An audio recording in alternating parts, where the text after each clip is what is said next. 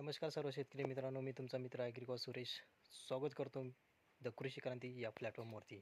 शेतकरी मित्रांनो, आज आपण केळी पिकाच्या या फळाबद्दल आपण आज थोडीशी माहिती आज जाणून घेणार आहोत. शेतकरी मित्रांनो, कधी तुमच्या मनात प्रश्न आला आहे की जे केळी पिकाचे फ्रूटचे फिंगर्स असतात ते वरच्या डायरेक्शनला का मूव्हमेंट होतात भाऊ, खाली का होत नाही? हा प्रश्न तुमच्या मनात यायला हवा होता आणि आत्ता नक्की येईल. तर या आजच्या व्हिडिओमध्ये आपण या प्रश्नाचं उत्तर आज जाणून घेणार आहोत. तर शेतकरी मित्रांनो, ज्या टायमाला घड निसाड होतो म्हणजे 8वा किंवा 9व्या महिन्याला जेव्हा घड डिलिव्हरी होतं, त्या टायमाला त्याचे जे फिंगर्स असतात ते खालच्या डायरेक्शनला असतात.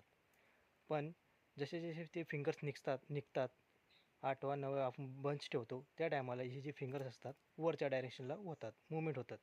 तर हे साहजिक आहे. हे काही सायंटिफिकने किंवा काही लॉजिकलनी याच्यात हे नॅचरल प्रोसेस आहे आणि हे व्हायलाच पाहिजे. तर शेतकरी मित्रांनो, हा जो फिंगर असतो तो वरच्या डायरेक्शनला मूव्हमेंट फोटोसिंथेसिसमुळे होतो. म्हणजे तो लाईट शोधत असतो, लाईट वरती असते आणि तो वरच्या डायरेक्शनला मूव्हमेंट होतो आणि तो नेगेटिव्ह म्हणजे जिओ नेगेटिव्ह ट्रॉपिझम म्हणून काम करत असतो. म्हणजे तो खालच्या डायरेक्शन न जाता वरच्या डायरेक्शनला मूव्हमेंट होतो. म्हणून आपल्याला हा फळे वगैरे कर्व शेपमध्ये पाहायला मिळतात आणि ते वरच्या डायरेक्शनला असतात. तर हे काही एक किंवा सिम्प्टम्स नाही किंवा साईन नाही की फिंगर असे असतात कर्व शेपमध्ये. हे पॉझिटिव्ह सिम्प्टम्स आहेत आणि नॅचरल प्रोसेस आहे. तर शेतकरी मित्रांनो, तुम्हाला हा टर्म आजच्या व्हिडिओमध्ये समजला असेल. आशा करतो की हा व्हिडिओ आपल्या गरजू केळी उत्पादक शेतकऱ्यांना नक्की शेअर करा.